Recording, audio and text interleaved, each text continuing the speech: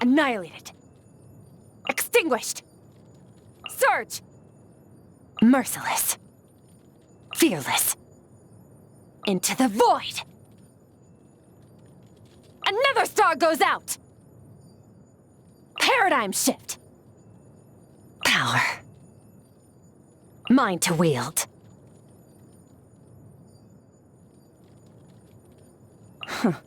You've earned yourself a reward. Your hard work is paying off, as it should. A treasure buried in time.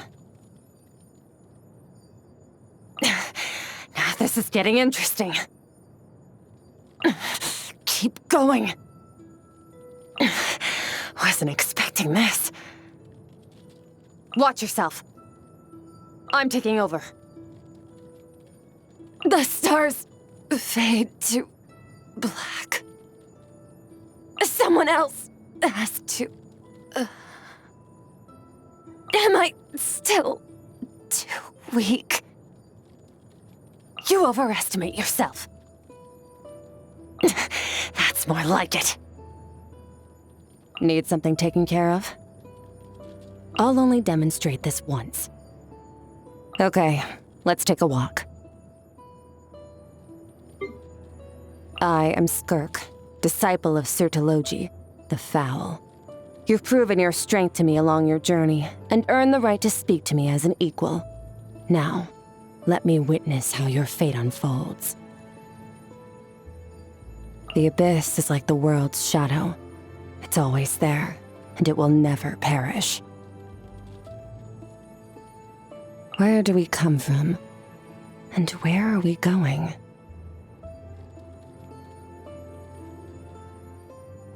All things come to an end, even time itself. Nice. I like the rain. However fearsome the lightning may be, its wrath is limited to the realm beneath the clouds. The high heavens above remain clear. They say that at absolute zero, everything falls completely still. Compared to that, this is nothing. The wind sweeps away everything that clouds our vision. Sleep well? Looks like you're back to peak condition. Let's prepare to depart.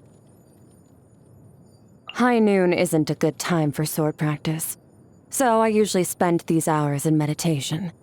While hard work is essential, reflection and review are also important to keep you from straying off course. Oh, nighttime already. Time moves so quickly in the outside world. It's all the more important to cherish it. Get some sleep. I'll be practicing my blade work for a while longer. I bought some old books from Liyue recently. A passage in one of them stood out to me. The wise man uses his mind as a mirror, neither grasping out nor drawing in. It receives all, yet keeps nothing. In this way, he triumphs over all things, and they can render him no harm. That's a very enlightened state of mind. At first, I assumed it must have been penned by some renowned martial arts master. But after reading further, it turned out that he was just an ordinary traveler. People surprise me with what they're capable of sometimes. Suppose that's what they mean when they talk about hidden strengths. Come rain or shine, victory or defeat, I practice the blade whether I'm in the mood for it or not. Only those with true strength can bend fate to their will. If you ever want to hone your skills, I can take you to the Abyss. You won't be disturbed there, and time will pass at a slower pace. It's an economical way to train. Come rain or shine, perhaps you're right. Maybe it will take everyone working together to bring order to the universe. But I can't afford to place my hopes on other people. I have to go a step beyond that, and show them that there really is a way we can get there. Master taught me how to wield the power of the Abyss, and from surviving Conrian research, I learned how to channel that power, and make it mimic the elemental energy of Tevat. The fact that you and I don't need a vision to use the elements implies that our aspirations do not require the approval of the gods. Master tells me he first trained in the traditional black serpent blade work of Conria, but by the time he took me on, his style incorporated many techniques from other sources. That is what it means to be a true martial artist, constantly learning and adapting, always testing and overcoming your limits. Otherwise, you will stagnate.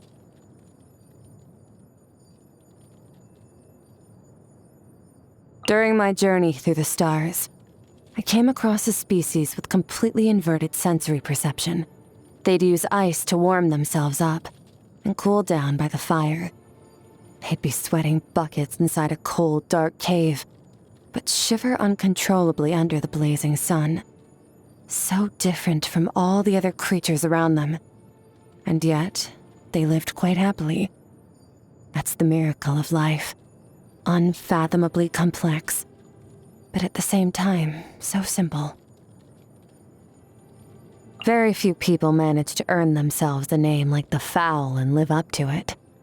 I'm sure whoever gave him that name must have truly despised him. Master's certainly done his fair share of disgraceful things. And the fact that he's a former knight who turned his back on the chivalric code doesn't exactly make things any better. And yet, plenty of people still choose to follow him. They're drawn to his strength, composure, and confidence, and the fact that he's candid with everyone, regardless of their background. He's not driven by emotion. He's on a mission to become a version of himself that is complete and perfected. That's why he's as powerful as he is. It's also why he's so dangerous. As the sustainer of the world's borders, she tolerates my presence. But she did make me promise not to interfere too much with this world's affairs. That was fine by me, but I had to know the reason why. She said many ecologists find it emotionally overwhelming when they observe the animal kingdom and see the predators hunting and the prey fleeing. But they'll never interfere in the process. Instead, they allow the laws of nature to take precedence over their own emotions. In her own words, some call this being a callous observer, but I think it's merciful at the same time.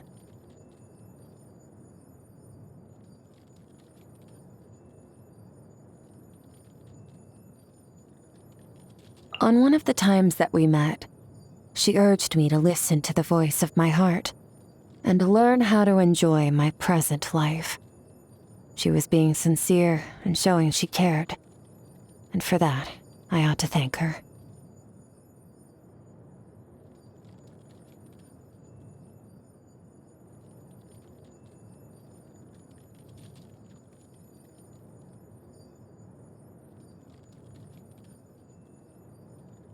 At one time, he was Master's rival. At another, they were best friends, apparently. I had hoped he might give me some more information about Master, but the moment he recognized my style of blade work, he got very agitated and demanded to know Master's whereabouts. I don't want to deal with him. Hopefully I don't run into him again anytime soon.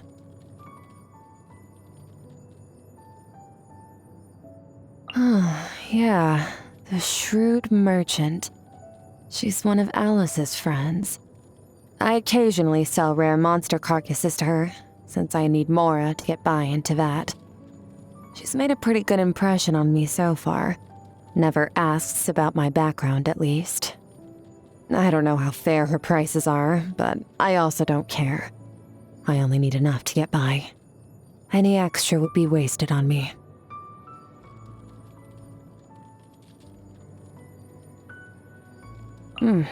He's improved. Next time we spar, I might even use both hands. Ajax has a lot of talent, and he's fearless in battle, which gives him the potential to develop great strength. But I've seen many other bright sparks like him fizzle out before ever reaching their prime. If he truly wants to become the person he dreams of being, he still has a long road ahead.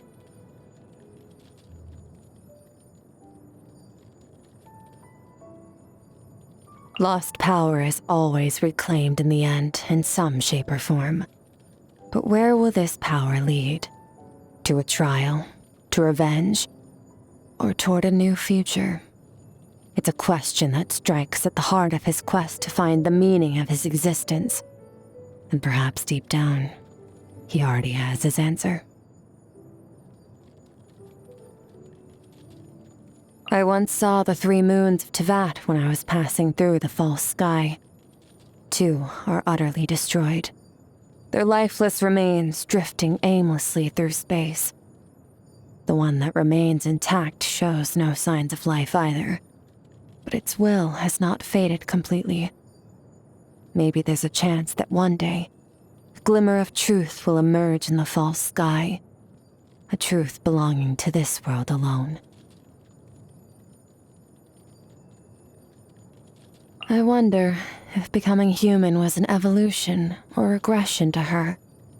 How did it feel, witnessing the self-destruction of her species firsthand? I considered asking her these questions when we first met, but given her personality, I thought better of it. I think I'll just leave her alone to work on her sculptures. I spend most of my time training in the Abyss. There's little that deserves my attention on the outside. You've got nothing to worry about with me, though. I mean this world no harm.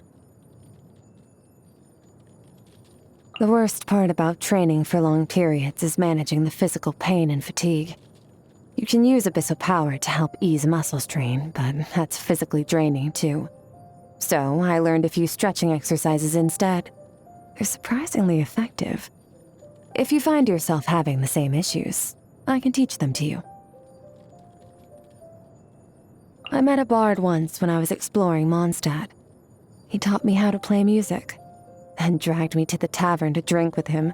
I quickly adapted to the feeling of inebriation and felt completely fine, even as we drank more over the next few days. That bard, though, at some point, I noticed he'd passed out cold in his chair, so I ended up having to pay his bill.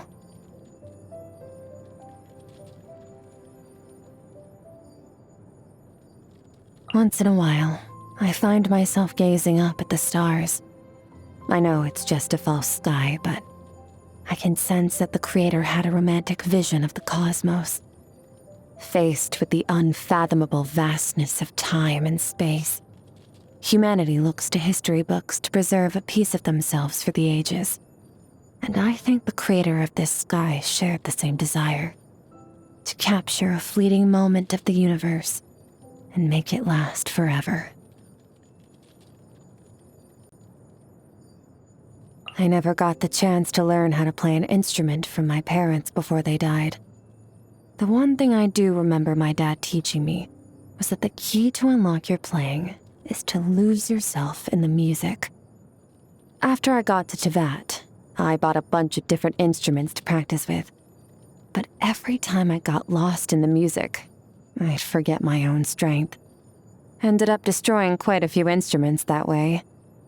After that, I figured I might as well build my own, since I clearly needed something more robust.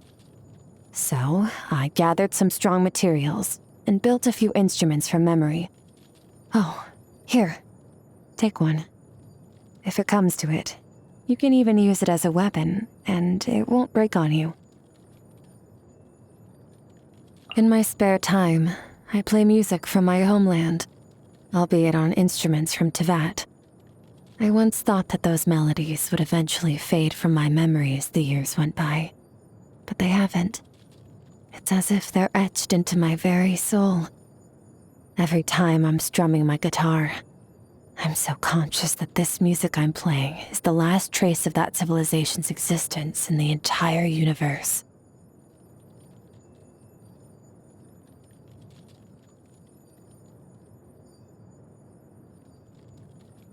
I tried writing some poetry once. My mother was a good poet, and I wondered if she'd pass that talent on to me. But nope. Whatever I tried, it just wouldn't click. I guess it's just not one of my strong suits. So be it. Poetry isn't gonna help me in battle anyway, so I don't have any real incentive to stick at it. Back when I was training with Master, I'd frequently end up covered in cuts and bruises from head to toe. There was this particular kind of bug, I don't remember what it was called, but he always used to catch some and grill them for me after a session. Said it'd help with my recovery. They were plump little things. You knew they were done on the grill because they'd glow a beautiful golden color. Crispy shell on the outside with savory flesh in the middle. It's been so long that I don't really remember how they tasted, but I do remember I used to love them as a kid. Food goes down easier when it tastes good. But even when it doesn't, it's still edible. Just don't let anything go to waste. Not bad. It's okay. Ugh, waste of ingredients. Next time, I'm cooking. Is that it? Ugh, waste of an improvement, but it's still not enough for me. Strength. There was once a time when I neither possessed nor sought it, but now it's in the palm of my hand. I'm never letting go.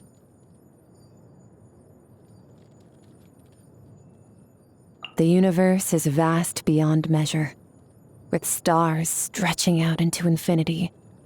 With that perspective in mind, my pursuit of strength seems like an equally endless journey. So, while I will never stop moving forward, I do try to set milestones for myself along the way. And I've reached a new milestone while journeying with you, because I've grown stronger during this time. That means it's now my turn to train you. The only question is, are you ready?